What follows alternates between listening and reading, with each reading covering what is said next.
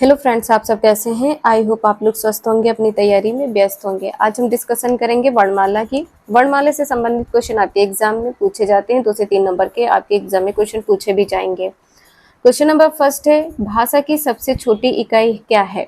भाषा की जो सबसे छोटी इकाई होती है वर्ण होती है। और भाषा की सार्थक इकाई क्या है। भाषा की सार्थक इकाई, भाषा की जो सार्थक इकाई होती है वाक्य होती है। भाषा की सार्थक इकाई क्या होती है, वाक्य। भाषा की सार्थक इकाई वाक्य होती है। नेक्स्ट है, वर्णमाला कहते हैं। वर्णमाला किसे कहते हैं। वर्णों के व्यवस्थित क्रम को, वर्णों के व्यवस्थित समूह को क्या कहते हैं, वर्णमाला कहते हैं। नेक्स्ट है, निम्न में से कंठ ध्वनियां कौन सी हैं। कंठ ध्वनियां कौन सी हैं। कंठ ध्वनियों में क्या होता है, का वर्ग पूरा होता है। ठीक है, का वर्ग, का वर्ग के जो सभी वर्ण होते हैं वो कंठ कहलाते हैं। तो यहाँ पे क्या हो जाएगा, का, खा, गा, घा, अंगाई। ठीक है, चा वर्ग में क्या हो जाएगा, कंठ के बाद क्या होता है, तालु होता है। कंठ के बाद तालु होता है तो ये क्या हो जाएगा, चा वर्ग, ये तालु हो जाएगा, ये तालु हो जाएगा। नेक्स्ट है, स्थान के आधार पर बताइए कि मूर्धन्य व्यंजन कौन से हैं। स्थान के आधार पर यहाँ पे पूछा है, इसका आंसर यहाँ पर क्या सही हो जाएगा, स्थान के आधार पर इसका आंसर यहाँ पर सी सही हो जाएगा। नेक्स्ट है, निम्न में से अल्प प्राण वर्ण कौन से हैं। अल्प प्राण वर्ण कौन से हैं, तो अल्प प्राण क्या होते हैं। अल्प प्राण वर्ण कौन से कहलाते हैं, जिन व्यंजनों के उच्चारण में मुख से कम हवा निकलती है। ठीक है, मुख से हवा कम निकले उन्हें क्या कहेंगे, अल्प प्राण कहेंगे। प्रत्येक वर्ग का पहला, तीसरा और पांचवा वर्ण अल्प प्राण वर्ण कहलाता है। प्रत्येक वर्ग का, जैसे यहाँ पे का वर्ग, चा वर्ग, टा वर्ग, ता वर्ग, पा वर्ग, इन सभी का पहला, तीसरा, पांचवा वर्ण जो कहलाएगा, वर्ण आप कहें या व्यंजन कहें, वर्ण अक्षर हो जाएगा और व्यंजन भी आप कह सकते हैं। तो यहाँ पर आंसर क्या हो जाएगा, का और गा, यहाँ पर आंसर सही हो जाएगा। नेक्स्ट है, निम्न में से नासिक व्यंजन कौन सा है। इसमें बताना है कि नासिक व्यंजन कौन सा है। इसका आंसर यहाँ पर क्या सही हो जाएगा, इया, ये आंसर यहाँ पर सही हो जाएगा। जो ये शा है यहाँ पर, ये मूर्धन्य हो जाएगा, मूर्धा कह सकते हैं। ठीक है, जो यहाँ पर शा है ये सा, ये मूर्धन्य है।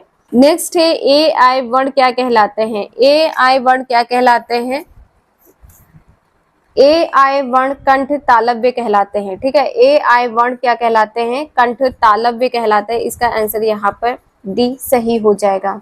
नेक्स्ट है, हिंदी वर्णमाला में अयोगवाह वर्ण कौन से हैं। अयोगवाह वर्ण बताना है, यहाँ पर क्या होगा, अयोगवाह वर्ण क्या होते हैं, अंग और आहा। इसका आंसर यहाँ पर फोर्थ सही हो जाएगा, अंग और आहा। अंग और आहा क्या है, अयोगवाह वर्ण है। नेक्स्ट है, निम्न में बताइए कि किस शब्द में द्विव्यंजन तत्व है। द्विव्यंजन तत्व का यहाँ पे अर्थ है इसमें दो व्यंजन हो। अब जैसे यहाँ पे क्या है, ये आधा ला, ये ला, ये भी क्या है, ये व्यंजन है और इसमें ये आंसर इसका क्या हो जाएगा, दिल्ली। दिल्ली में द्वितत्व व्यंजन है। नेक्स्ट है, शा, सा, शा, हा कौन से व्यंजन कहलाते हैं। ये कौन से व्यंजन कहलाते हैं, ये संघर्षी व्यंजन कहलाते हैं। इसका आंसर यहाँ पर सी सही हो जाएगा। ये क्या कहलाते हैं, ये संघर्षी व्यंजन कहलाते हैं। अभी हमने आपको बताया है ये सा जो है ये मूर्धन्य है या मूर्धा कह सकते हैं, ये सा मूर्धा है। और ये सा जो है, ये सा क्या है, ये तालु है। ये सा क्या है, ये तालु है। नेक्स्ट है, निम्नांकित में बताइए कि नवीन विकसित ध्वनियां कौन सी है। जो नवीन विकसित ध्वनियां हैं वो कौन सी हैं। इसका आंसर यहाँ पर ए सही हो जाएगा, खा और गा। तो यहाँ पर ये साधारण खा और गा नहीं होगा, यहाँ पर बिंदी लगी हुई है। ठीक है, ये याद रखिएगा। ये जो नवीन विकसित ध्वनियां हैं ये इस प्रकार से लिखी जाएंगी। नेक्स्ट है, निम्न में से कौन सा घोष वर्ण है। घोष वर्ण यहाँ पे बताना है, इसका आंसर यहाँ पर क्या सही होगा। इसका आंसर यहाँ पर माँ सही हो जाएगा। सघोष वर्ण कौन कौन से होते हैं? 3, 4, 5। प्रत्येक वर्ग का तीसरा, चौथा और पांचवा व्यंजन सघोष कहलाता है। घोष को क्या कहते हैं? सघोष भी कहते हैं। घोष को सघोष भी कहते हैं। घोष को सघोष भी कहते हैं। अब यहाँ पे जैसे क्या है, पा, फा, बा, भा, मा, तो ये क्या हो गया? ये पांचवा व्यंजन हो गया। नेक्स्ट है अमानक वर्ण कौन सा है? जो अमानक वर्ण है, इसका आंसर यहाँ पर क्या सही होगा? सी, भक्त। ये जो है ये अमानक वर्ण है। ठीक है, ये अमानक वर्ण है। नेक्स्ट है का, ग, ज, फा ध्वनियां कैसी हैं? इसमें ये जो वर्ण व्यंजन लिखे हुए हैं, इनके नीचे जो ये बिंदी लगी हुई है, ये आपको क्या करती है? ये ध्वनि बदल देती है, ये भाषा को बदल देती है। तो ये क्या है? अरबी फारसी की ध्वनियां है। ये अरबी फारसी की ध्वनियां है। नेक्स्ट है हिंदी में मूलतः वर्णों की संख्या कितनी है? तो इसका आंसर यहाँ पर सी सही होगा, 52। नेक्स्ट है छा ध्वनि किसके अंतर्गत आती है? जो छा ध्वनि है किसके अंतर्गत आती है? संयुक्त वर्ण के अंतर्गत आती है। जैसे इसमें क्या है? छा, छा, तो यहाँ पर क्या हो जाएगा? का प्लस शा, छा। तो ये दो वर्ण है, इन दो वर्णों के मेल से यहाँ पे छा बना है। तो छा यहाँ पर क्या हो जाएगा? संयुक्त वर्ण हो जाएगा। नेक्स्ट है हिंदी शब्दकोश में छा का क्रम किस वर्ण के बाद आता है? जो छा का क्रम है ये किस वर्ण के बाद आता है? इसका आंसर यहाँ पर क्या होगा? का के बाद आता है। इसका आंसर यहाँ पर का सही हो जाएगा।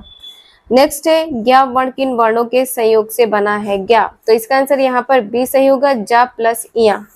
नेक्स्ट है अघोष वर्ण कौन सा है? अघोष वर्ण कौन सा है? यहाँ पर इसका आंसर सा सही हो जाएगा। अघोष वर्ण क्या होते हैं? तो अघोष वर्ण प्रत्येक वर्ग का पहला और दूसरा वर्ण होता है। अघोष वर्ण जो होता है प्रत्येक वर्ग का चा, टा, ता, पा, इन सभी का जो पहला और दूसरा वर्ण होगा वो अघोष कहलाएगा। नेक्स्ट है घा का उच्चारण स्थान क्या है? जो घा का उच्चारण स्थान है वो क्या हो जाएगा? इसका आंसर यहाँ पर कंठ सही हो जाएगा। कंठ में जो वर्ण आते हैं तो यहाँ पे क्या होगा? का के बाद खा, खा, गा और घा, ये क्या हो जाएगा? कंठ हो जाएगा। इसका आंसर यहाँ पर बी सही हो जाएगा। नेक्स्ट है इनमें से कौन संयुक्त व्यंजन है? इसका आंसर यहाँ पर ज्ञा सही हो जाएगा, जा प्लस इया। ठीक है, जा प्लस इया, ये क्या हो जाएगा? ज्ञा। तो यहाँ पर आंसर इसका बी सही हो जाएगा। नेक्स्ट है निम्नलिखित में से कौन सा वर्ण उच्चारण की दृष्टि से दंत नहीं है? जो दंत नहीं है वो क्या हो जाएगा? कंठ, यहाँ पे कंठ, तालव्य, मूर्धा, का, चटा, तपा, कंठ, तालव्य, मूर्धा, दंत। दंत यहाँ पे ता था दा धा ना, ता था दा धा ना, तो यहाँ पे क्या नहीं है? टा नहीं होगा। इसका आंसर यहाँ पर डी सही हो जाएगा। नेक्स्ट है जिन शब्दों के अंत में आ आता है उन्हें क्या कहते हैं? जिन शब्दों के अंत में आ आता है उन्हें अकारांत कहते हैं। उन्हें क्या कहते हैं? अकारांत कहते हैं। अंतस्थ व्यंजन कितने होते हैं? अंतस्थ व्यंजन 4 प्रकार के होते हैं, या, रा, ला और वा। अयोग व व्यंजन 2 होते हैं। अयोग व व्यंजन कितने होते हैं? 2 होते हैं। ये अनुस्वार होता है और दूसरा विसर्ग होता है। ठीक है, अनुस्वार होता है और दूसरा विसर्ग होता है। नेक्स्ट है छा वर्ण किसके योग से बना है? छा वर्ण है क्या? ये संयुक्त वर्ण है, ये का प्लस सा से बना है। इसका आंसर यहाँ पर ए सही हो जाएगा। नेक्स्ट है हिंदी वर्णमाला में स्वरों की कुल संख्या कितनी है? जो हिंदी वर्णमाला में स्वर की संख्या है वो कितनी है? 13 है। हिंदी वर्णमाला में स्वरों की संख्या कितनी है? और ये स्वरों की जो संख्या है ये परंपरागत स्वरों की संख्या है। ये याद रखिएगा, ये परंपरागत स्वरों की संख्या है। वैसे यहाँ पर केवल जो उच्चारण की दृष्टि से स्वर माने गए हैं वो कितने माने गए हैं? उच्चारण की दृष्टि से 10। उच्चारण की दृष्टि से 10 माने गए हैं। नेक्स्ट है, निम्नलिखित में से कौन स्वर नहीं है? तो आप सभी को पता है कि आ, उ और ए ये सभी स्वर हैं, जो नहीं है वो क्या है? या स्वर नहीं है। नेक्स्ट है, निम्नलिखित में टा वर्ग नहीं है। जो टा वर्ग नहीं है, टा, ठा, डा, ढा और अड़ा, इसमें क्या नहीं है? टा वर्ग नहीं है। टा, ठा, डा, ढा, अड़ा। तो यहाँ पे क्या हो जाएगा? ये घा नहीं होगा। इसका आंसर यहाँ पे डी सही हो जाएगा। नेक्स्ट है, हिंदी वर्णमाला में व्यंजनों की संख्या कितनी है? सभी को पता है कि 33 होती है। नेक्स्ट है, निम्नलिखित में से कौन सा पश्च स्वर है? पश्च स्वर इसमें बताना है, क्या सही होगा? इसका आंसर यहाँ पर आ सही हो जाएगा। बड़ा आ यहाँ पर सही हो जाएगा।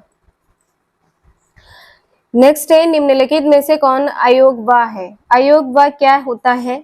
अयोगवा विसर्ग को कहते हैं। ठीक है, अयोगवा किसे कहते हैं? विसर्ग को कहते हैं। इसका आंसर यहाँ पर ए सही हो जाएगा। अयोगवा क्या होता है? विसर्ग को कहते हैं। नेक्स्ट है, छा ध्वनि का उच्चारण स्थान है। जो छा ध्वनि का उच्चारण स्थान है वो क्या हो जाएगा? चा और छा। तो यहाँ पे क्या हो जाएगा? तालव्य। का को क्या कहते हैं? कंठ कहते हैं। का को क्या कहते हैं? कंठ कहते हैं। और का के बाद क्या होता है? चा, का, चा। यहाँ पे क्या होगा? तालु। तो यहाँ पे क्या कहेंगे? तालव्य। ये क्या हो जाएगा? तालु।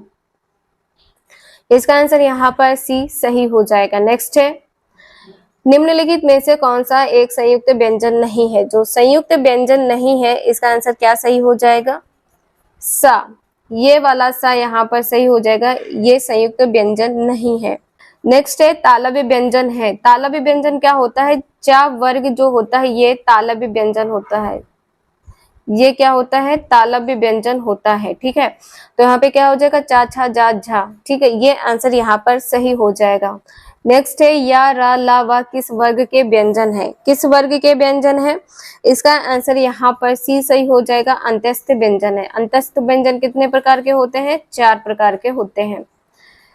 नेक्स्ट है, अनुनासिक का संबंध होता है। जो अनुनासिक का संबंध होता है नाक और मुंह दोनों से होता है। नाक और मुंह दोनों से होता है।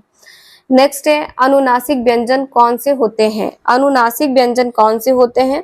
इसका आंसर यहाँ पर क्या सही होगा? जो अनुनासिक व्यंजन होते हैं, जिन स्वरों के उच्चारण में हवा मुंह के साथ साथ नाक से भी निकलती है, उन्हें क्या कहते हैं? उन्हें अनुनासिक कहते हैं। इसका आंसर यहाँ पर डी सही हो जाएगा। वर्ग का पंचमा अक्षर। प्रत्येक वर्ग का पंचमा अक्षर होगा। प्रत्येक वर्ग का, जैसे यहाँ पे क्या है? का ले लेते हैं। का में यहाँ पे डा आ जाएगा और यहाँ आ जाएगा और ता, था, दा, धा ना हो जाएगा। यहाँ पे का, चा, टा, टा, ठा, डा, ढा ना हो जाएगा। पापा, बाबा, माँ हो जाएगा। ये जो पंचमा अक्षर होते हैं ये आपके क्या कहलाते हैं? ये आपके अनुनासिक व्यंजन कहलाते हैं। इसका आंसर यहाँ पर डी सही होगा। नेक्स्ट है, हिंदी वर्णमाला में स्वरों की संख्या कितनी होती है? हिंदी वर्णमाला में जो स्वरों की संख्या होती है 11 होती है। और मात्राएं कितनी होती हैं? मात्राएं 10 होती हैं। मात्राएं कितनी होती हैं? मात्राएं 10 होती हैं। तो आई होप आप लोगों को ये समझ में आए। वीडियो यूजफुल लगे तो लाइक करें, चैनल को सब्सक्राइब करें एंड शेयर करें। Thank you for watching this video.